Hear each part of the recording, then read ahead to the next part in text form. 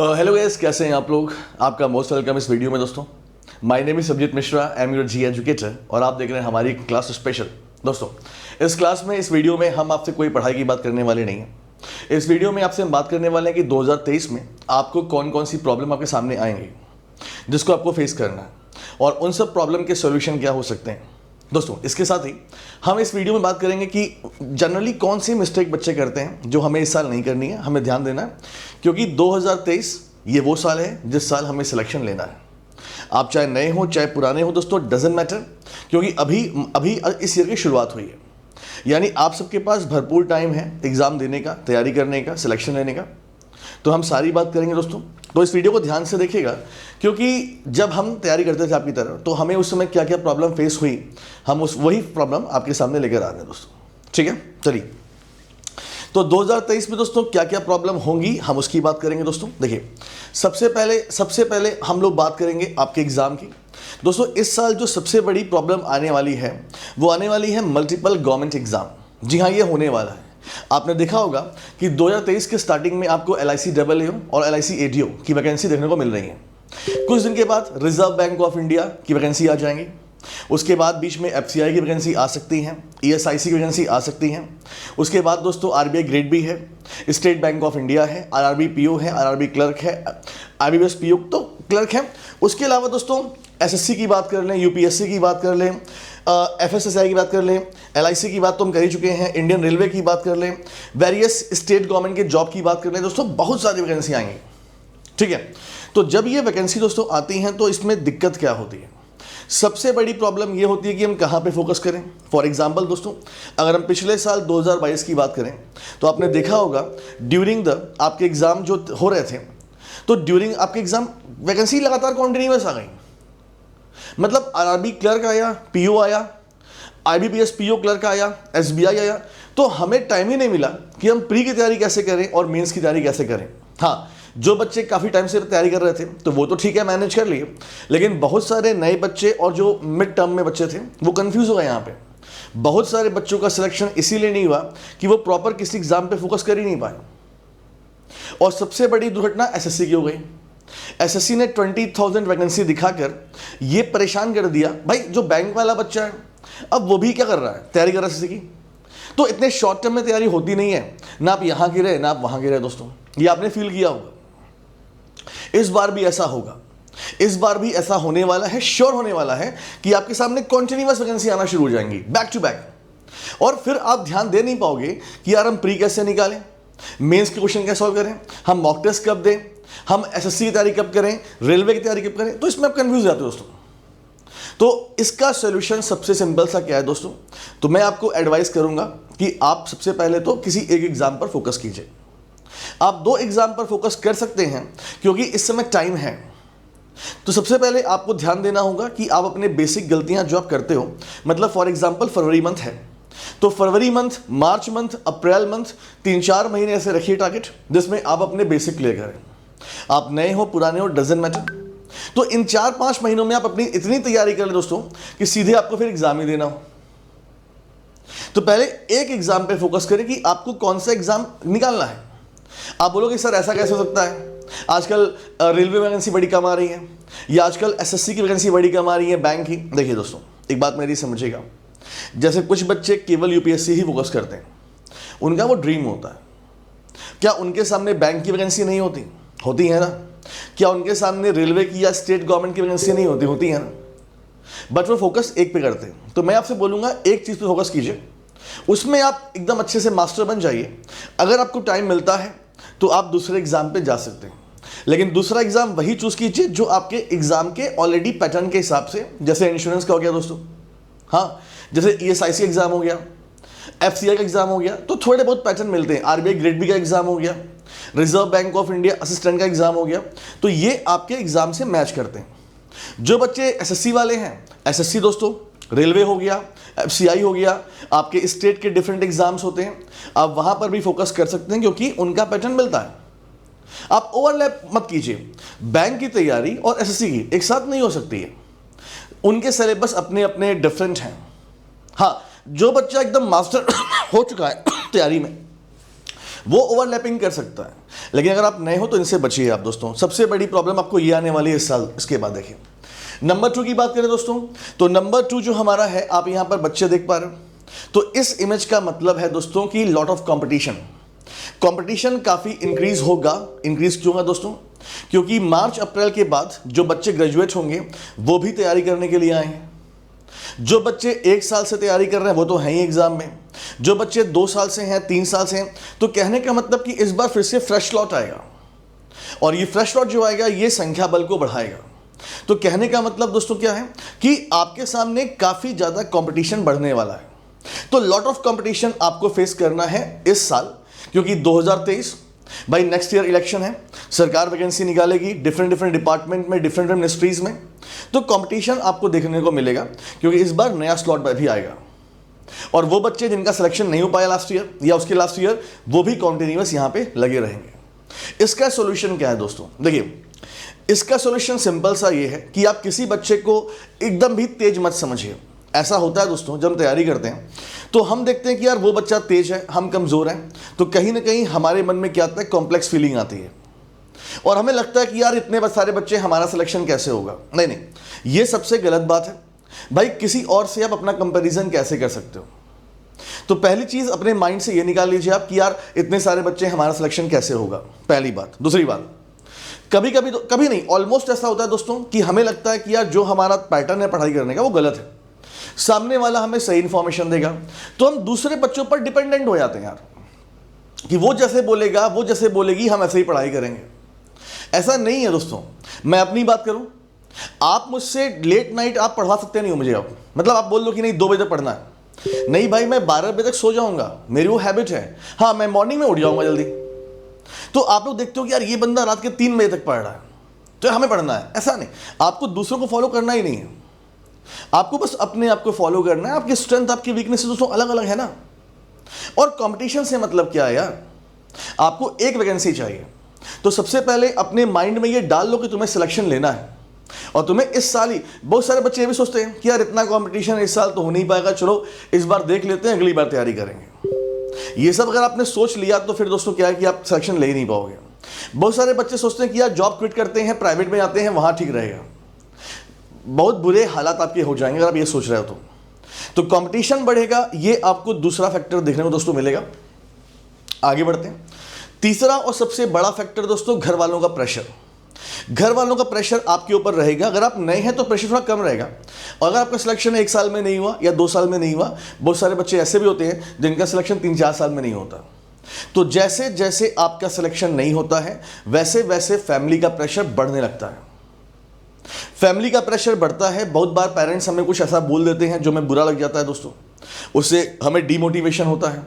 और साथ ही साथ दोस्तों ऐसी बहुत सारी बच्चियां होती हैं जिनके ऊपर शादी का खतरा मंडराने लगता है, जिनका मन होता है कि नहीं हमें 1 साल और मिल जाता, हम तैयारी करते। तो ऐसी चीज़ें होती हैं दोस्तों। तो फैमिली का प्रेशर एक काफ़ी बड़ा प्रेशर है, क्योंकि आपको उनके साथ ही रहना है। और जब माहौल अच्छा होता है तो हम अच्छी पढ़ाई कर पाते हैं, जब माहौल अच्छा नहीं होता है तो हम अच्छी पढ़ाई नहीं कर पाते हैं। इसका एकमात्र सॉल्यूशन यह है दोस्तों कि आपको बोलना पड़ेगा। देखो, आप तभी बोलते हो जब आपके अंदर कॉन्फिडेंस होता है। अगर आपके अंदर कॉन्फिडेंस नहीं है कि यार मेरा सिलेक्शन शायद इस बार नहीं हो पाएगा, आप बोल नहीं पाओगे। पेरेंट्स का प्रेशर कॉन्टिन्यूअस आपके ऊपर आएगा, आप अंदर अंदर घुट रहे हो दोस्तों, तो ये एक दिन ब्लास्ट कर जाएगा। मेरा सजेशन यही है दोस्तों कि गवर्नमेंट जॉब आपको करनी है तभी आप करिए, दुविधा में मत रहिए आप, पहली बात, ठीक। और आगे बढ़कर अपने पेरेंट्स से बोलिए कि पापा मम्मी हमें इतना टाइम चाहिए ही चाहिए, आप इतना टाइम दे दो, हम कुछ और नहीं मांग रहे, इतना टाइम दीजिए आप दूसरों की मत सुनिए। ये जो हमारे पड़ोसी हैं, हमारे आस पड़ोस वाले हैं, हमारे रिश्तेदार हैं, मत सुनिए उनकी बातें। अपने पेरेंट्स से खुल के बात कीजिए कि नहीं हमें 2 साल चाहिए, हमें 1 साल चाहिए। और जब आप विश्वास से बोलेंगे दोस्तों तो उनको भी अच्छा लगेगा। बात कीजिए अपने पेरेंट्स से, चुप मत रहिए। बात चुप रहने का मतलब ये नहीं कि आप मतलब भड़क जाइए या फिर आप ऐसे शब्दों का यूज कीजिए जो नहीं करना चाहिए आपको, बाद में रिग्रेट हो। बात करने का मतलब पॉजिटिवली बात कीजिए, अपने अंदर कुछ मत रखिए अपने पेरेंट्स के साथ, वरना बड़ी प्रॉब्लम होती है दोस्तों, ठीक है। आगे बढ़ते हैं गाइस। नेक्स्ट प्रॉब्लम दोस्तों क्या मिलेगी आपको? हाँ, अब चूंकि आप ग्रेजुएशन कर चुके हो, पीजी कर चुके हो, आप उस एज में आ जाते हो जब आप घर वालों से पैसे नहीं ले सकते हो। तो सबसे बड़ी प्रॉब्लम एक ये भी होती है मनी प्रॉब्लम। क्योंकि यहां पर केवल बात तैयारी की नहीं, प्रिपरेशन तो करनी है आपको, लेकिन साल भर में आप इतने सारे फॉर्म भरते हो जिनकी कॉस्ट अगर हम देखें तो 10 से 12 हज़ार रुपए हो जाती है। भाई आजकल एक फॉर्म 800-900 रुपए का आता है यार। और एक बच्चा कम से कम, भाई आप RRB PO clerk 2 form, SBI PO clerk 2 form, IBPS PO clerk 2 form, ये तो केवल 6 फॉर्म मैंने आपको सिंपल सा बताया। उसके बाद भी आप और सारे फॉर्म भी तो भरते हो। अभी इंश्योरेंस का फॉर्म भरे ही हो गए आप लोग। तो कहने का मतलब कि 8 से 10,000 12,000 तो क्या फॉर्म भरते हो आप। तो मनी प्रॉब्लम तो है। उसके बाद आपको तैयारी भी करनी है, तो आपको कोचिंग में एडमिशन भी लेना पड़ेगा। तो अब यार पैसा कैसे मांगे? चलो 1 साल पैसा पेरेंट्स हमारे दे सकते हैं, चलो अगर हमारा सिलेक्शन नहीं हुआ अगली बार कैसे मांगे? इसका सोल्यूशन क्या है दोस्तों? इसका सोल्यूशन ये है, अगर आप ऐसे फैमिली से बिलोंग करते हो जो आपका खर्चा उठा सकते हैं, आपके पेरेंट्स ऑलरेडी गवर्नमेंट जॉब में है या किसी जॉब में है, देखिए आप शर्माइए मत, आप पैसे मांगने से शर्माइए मत, पैसा आप लीजिए। क्योंकि अगर आप ले सकते हैं तो, क्योंकि दोस्तों देखो यार, मुझे लगता है कि इन्वेस्टमेंट हर जगह होती है। आप हमेशा इन्वेस्टमेंट इसलिए करते हो कल को आपको रिटर्न मिले। तो अगर आपके पेरेंट्स आपके ऊपर निवेश कर रहे हैं या फिर आप अपने ऊपर निवेश कर रहे हो तो क्या गलत डायरेक्शन में कर रहे हो? एजुकेशन कभी खराब नहीं जाता, नॉलेज कभी खराब नहीं आता। मुझे देख लो ना यार, मैंने अपनी नॉलेज जीए में बढ़ाई, तो मैं जीए पढ़ा रहा हूँ ना आपको आज, मैं आपको जीए पढ़ा रहा हूँ ना भाई आज। एजुकेशन कभी खराब दोस्तों नहीं जाती है। तो पहले अपने माइंड से ये निकाल लीजिए कि यार हमें कैसे पैसे मांगे, पैसे आपको मांगने पड़ेंगे। अब हम उनसे बात करते हैं जिन बच्चों के पेरेंट्स फाइनेंशियली इतने स्ट्रांग नहीं हैं, और जो बच्चे ये देखते हैं कि भाई हमारे पेरेंट्स कहाँ से पैसे ला रहे हैं। दोस्तों देखिए, एक बात मैं आपसे बोलूँगा, कभी कभी बच्चे क्या करते हैं, कभी कभी बच्चे तैयारी छोड़ के, मतलब तैयारी तो करते रहते हैं, एक जॉब पकड़ लेते हैं। अगर जॉब आपकी 7 से 8 घंटे की है तो फिर तैयारी आप कर नहीं पाओगे दोस्तों। आप कोशिश करें कोई छोटा मोटा काम करने का जिससे आपके खर्चे निकल जाए। मतलब जैसे आप ट्यूशन पकड़ लें 1-2 घंटे का, उससे ऊपर नहीं, जिसमें आपको 1500, 2000, 3000 मिल जाए दोस्तों, आप वो कर सकते हैं अपने खर्चे निकालने के लिए। देखो एक बात सुनो, अब मैं मानता हूँ आपका मन करता होगा अच्छे कपड़े पहनने का, आपका मन करता होगा नए फ़ोन लेने का, आपका बहुत सारा, भाई अभी तो बच्चे ही हो रहे हैं यार, अभी आप कौन सा दुनिया देखे हो। मैं भी आपकी एज में था, मेरे बड़े मन करते थे यार मॉल घूमने का, मेरे दोस्त कश्मीर जा रहे हैं, मेरे दोस्त गोवा जा रहे हैं, मैं नहीं जा पा रहा हूँ। दोस्तों यही तो त्याग है, सरकारी नौकरी पाना यही तो त्याग है ना दोस्तों। तो आपको अपने मन को मारना पड़ेगा, वो सारे पैसे सेव करने पड़ेंगे जो पैसे मिलते हैं आपको। अगर आपने ट्यूशन फीस पढ़ाई या कुछ पकड़ा जॉब 2 घंटे का, जिससे आप सोचो, आपको क्या लगता है कि मैं क्यों बोल रहा हूँ? दोस्तों मैंने भी काम किया यार। मैंने एक दिन बताया था आपको कि एक जूते की हमारे यहाँ दुकान थी, बहुत बड़ी दुकान थी, होलसेल की टाइप की। तो वहाँ पर जो डिब्बे होते थे ना, डिब्बे, जूते तो लग गए कि भाई उसमें दुकान में, अब उन डिब्बे को हम क्या करेंगे? तो डिब्बों को हम लोग पैक करते थे बेटा 1-2 घंटे के लिए जाके, 2,500 मिलता था हमको उसमें महीने का। तो हमने भी ऐसे काम किए दोस्तों अपने खर्चे निकालने के लिए। तो मैं आपसे इसलिए नहीं बोल रहा हूँ, मैं आपसे इसलिए बोल रहा हूँ, मैंने वो किया है। छोटे काम पकड़ सकते हैं आप लोग, छोटे काम में जिसमें आपका खर्चा इतना निकल जाए, और वो पैसे बचा के रखिए आप लोग। कभी कभी हमारे रिलेटिव आते हैं, वहाँ से पैसे मिल जाते हैं हमको, कभी कभी पेरेंट्स पैसे दे देते हैं, तो उन सब पैसों को रखिए अपने पास। खर्च मत कीजिए कि जीन्स खरीद लें, शूज़ खरीद लें, जब पैसे बाद में आ जाएंगे तो सब खरीद लेना दोस्तों, यकीन करो मेरा। और ये सब सिचुएशन मैंने देखी हुई है सिचुएशन, इसलिए मैं तुमको बता रहा हूँ, पैसे बचाइए, पैसे फालतू खर्च मत कीजिए। और जहाँ आपसे नहीं हो पा रहा है दोस्तों, वहाँ से तो पेरेंट्स से पैसा मांगना ही पड़ेगा आपको, तो ये शर्म भी छोड़ दीजिए आप, ठीक है। आइए दोस्तों, तो पैसे की प्रॉब्लम आपके पास आने वाली है अगर आप तैयारी कर रहे हैं तो, हाँ, चाहे वो 1 साल के हो, 2 साल के हो या नए बच्चे भी हो, ठीक है दोस्तों। अगला जो सबसे बड़ा प्रॉब्लम क्या है दोस्तों, अगली सबसे बड़ी प्रॉब्लम ये है हमारे देश में दोस्तों कि मैंने एक प्रॉब्लम बताई कि भाई वैकेंसी डे भी बढ़ रही है हमेशा, है ना, भीड़, क्राउड बढ़ती जा रही है। अब जब क्राउड आपकी बढ़ती जा रही है तो यार दोस्तों, एग्ज़ाम की बात करें तो सबसे बड़ी प्रॉब्लम जो मैंने बताई, जो फर्स्ट स्लाइड मैंने बताई, मैंने फर्स्ट स्लाइड में आपको बताया कि आपके सामने डिफरेंट एग्जाम्स होंगे, ठीक। तो जब आपके पास कॉन्टिन्यूस एग्जाम होते हैं तो आप फोकस कर नहीं पाते हो, तो आप अपने पढ़ाई का एक शेड्यूल बनाइए, फिक्स एक पैटर्न बनाइए। जब बच्चा तैयारी करता है दोस्तों तो उसको डर लग जाता है कि हम मैथ्स पढ़ें, रीजनिंग पढ़ें, इंग्लिश पढ़ें, जी हम क्या क्या पढ़ें। स्टार्टिंग डेज में तो मोटिवेशन होता है, लेकिन धीरे धीरे हमारा मोटिवेशन कम होता जाता है, बिकॉज हमारे मार्क्स नहीं आते मॉक टेस्ट में, या इतनी मोटी बुक पढ़नी है हमको, हम ये सोच के पढ़ते हैं। दोस्तों देखिए, पढ़ना तो है आपको, और एक बात और समझ लीजिए, सबसे ज़्यादा प्रॉब्लम बच्चों को आती है या तो इंग्लिश में या तो मैथ में, क्वांट में। तो जिस सब्जेक्ट में आपको सबसे ज़्यादा प्रॉब्लम आती है उसको आप पहले पढ़िए, हमेशा डरिए मत उससे। प्रॉपर पूरे दिन का आपको शेड्यूल बनाना पड़ेगा। दिन का शेड्यूल मतलब हमें मैथ पढ़नी है, हमें रीजनिंग पढ़ना है, हमें इंग्लिश पढ़ना है, हमें जीए पढ़ना है। बहुत सारे बच्चे केवल क्लास पर डिपेंडेंट होते हैं। देखिए दोस्तों, अगर आप क्लास पर डिपेंडेंट होंगे तो आपका सिलेक्शन कभी नहीं होगा, क्योंकि अगर आप किसी टीचर को फॉलो करते हैं तो उसका अपना एक ऑरा होता है, वो वैसे तरीके क्वेश्चन पढ़ाता है। आपको डिफरेंट सोर्स ढूंढने हैं, और वीडियो की बात मैं नहीं कर रहा हूँ, मैं यहाँ कॉन्टेंट की बात कर रहा हूँ। आप डिफरेंट टेलीग्राम चैनल ज्वाइन कीजिए, वहाँ से PDF कलेक्ट कीजिए। आपके पास मॉक टेस्ट है, मॉक टेस्ट को डेली बेसिस पर दीजिए। इसके अलावा दोस्तों, मार्केट में आपको ऑफलाइन किताबें मिल जाती हैं मॉक टेस्ट वाली, प्रैक्टिस सेट वाली। जितना ज़्यादा प्रैक्टिस करेंगे उतना ज़्यादा आप अच्छे होते जाएंगे। क्योंकि दोस्तों रिवीजन भाई होता है ना, अगर आप पानी लीजिए, उसमें जितना आप चीनी मिलाएंगे उतना वो मीठा होगा। जितना आप रिवीजन करेंगे उतना ज़्यादा आप स्ट्रांग होते जाएंगे। तो क्लासेस करिए, आप लोग बिल्कुल करिए, क्यों नहीं करेंगे आप, लेकिन क्लासेस वो आपके लिए जो आपने नहीं पढ़ा है उसके लिए करिए, है ना। आप ही लोग बोलते हो ना कि सर फाइनेंशियल इशू है, कोई बात नहीं, मुझे पढ़ना है DI, तो DI के लिए मैंने कंटेंट वंटेंट देख लिया, बट मुझे और चाहिए, तो डिफरेंट यूट्यूब वीडियो पढ़े हुए दोस्तों, वो देखो ना यार। अपने टॉपिक के हिसाब से तैयारी करो अपनी। ऐसा नहीं कि यार सर पढ़ा रहे हैं, हम सर के फैन हैं, सर ने बोल दिया आना है क्लास में तो हम जाएंगे, ऐसा कुछ नहीं। थोड़ा सेल्फिश बनिए और अपने टाइम को मैनेज कीजिए पूरा। हर सब्जेक्ट को टाइम दीजिए, और स्पेशली उसको टाइम ज़्यादा दीजिए जिस पे आप कमज़ोर हैं। अपने ऊपर रिलाई कीजिए, खुद क्वेश्चन सॉल्व कीजिए। टीचर सॉल्व करेगा तो आप वो अटेम्प्ट कर ही नहीं पाओगे आप। अगर आपको खुद से क्वेश्चन सॉल्व करना है तो आपका माइंड काम करता है, तो माइंड का भी एक्सरसाइज होता है ना दोस्तों।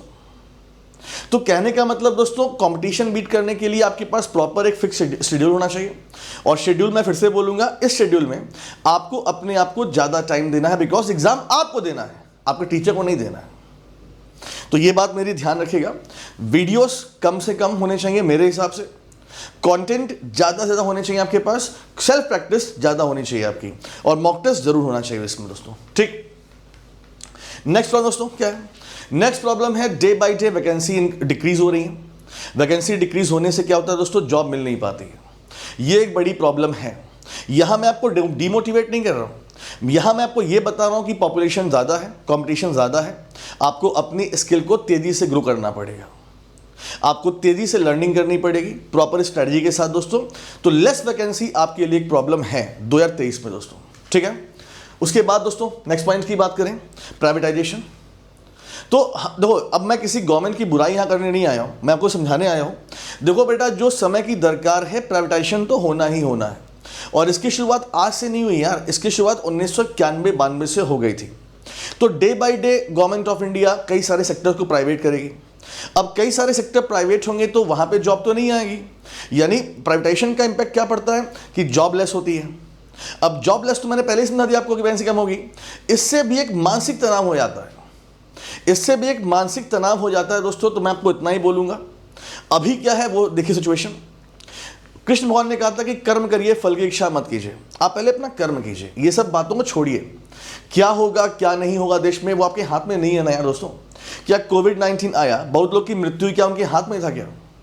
मैं हमेशा बोलता हूँ कि ज़रूरी क्या है कि आप जिंदा हैं, ये सबसे ज़रूरी है ना दोस्तों, कि हम जिंदा में हेल्दी हैं।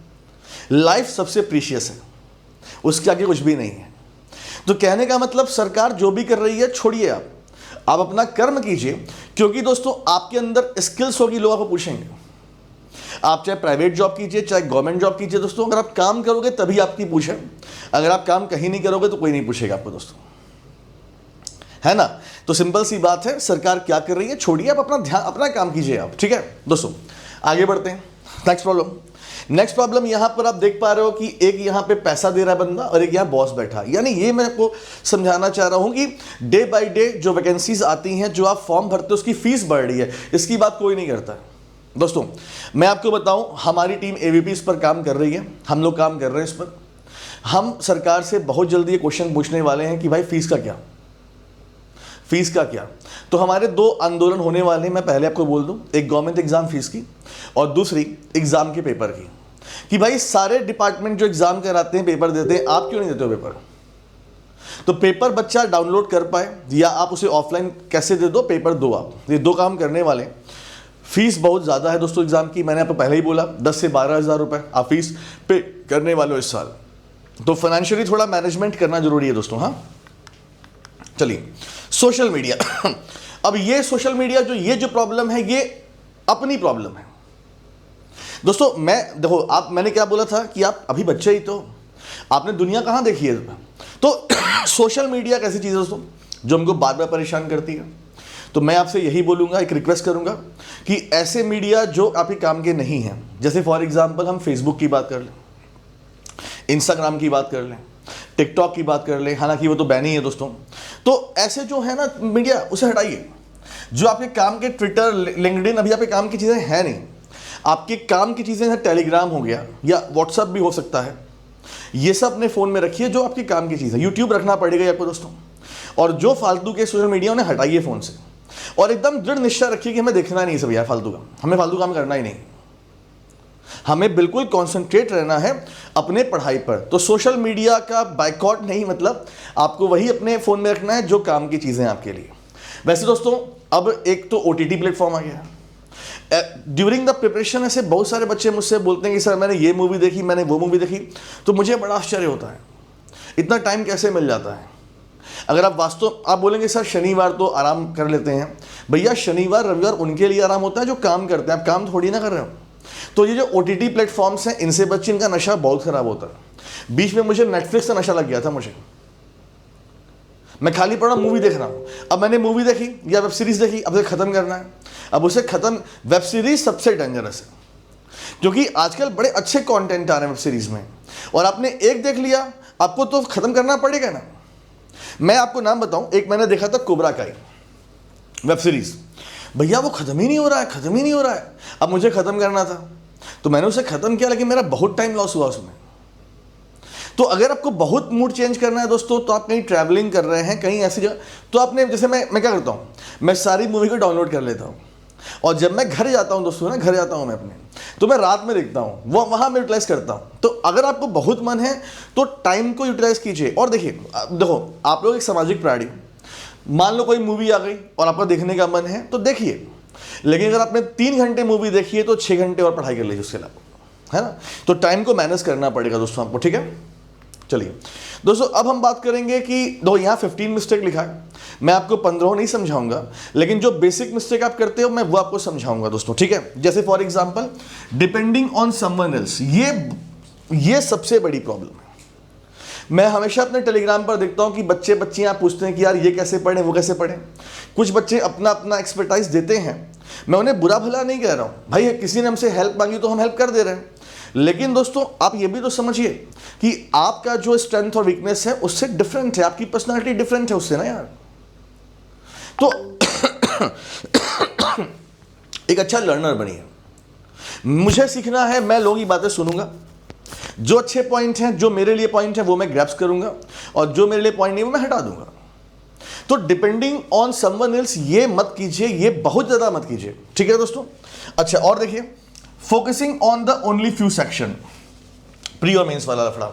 आपने क्या किया, आपने कहा यार अभी पहले प्री क्वालिफाई कर लेंगे फिर मेंस कर लेंगे, मालूम चला एग्जाम बैक टू बैक आ गया, कुछ कर ही नहीं पाए, है ना।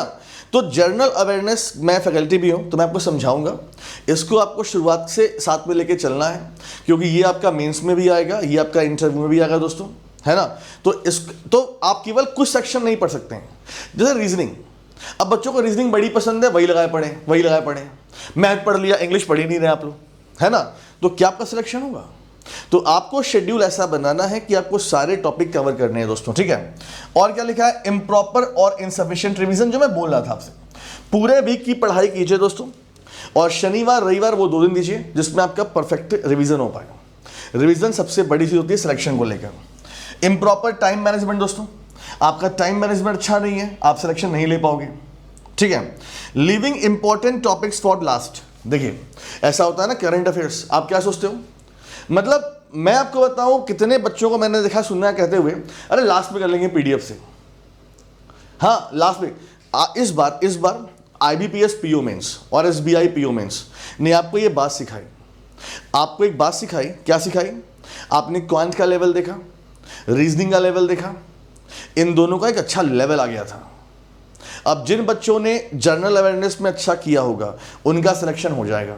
यार स्टेट बैंक ऑफ इंडिया में तो सेक्शन कट ऑफ भी नहीं होता यार, GRE 60 नंबर की, इन सबका फायदा उठाना है तुम लोग, स्टडी बनाओ, ठीक।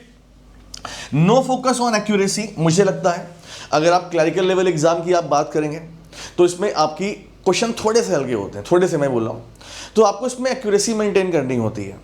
अगर आप मॉक टेस्ट केवल इसलिए लगा रहे हैं अपने प्रैक्टिस के लिए, तो आपको एक्यूरेसी भी ध्यान देनी पड़ेगी। स्पीड जरूरी है बट एक्यूरेसी भी जरूरी है ना दोस्तों, ठीक है।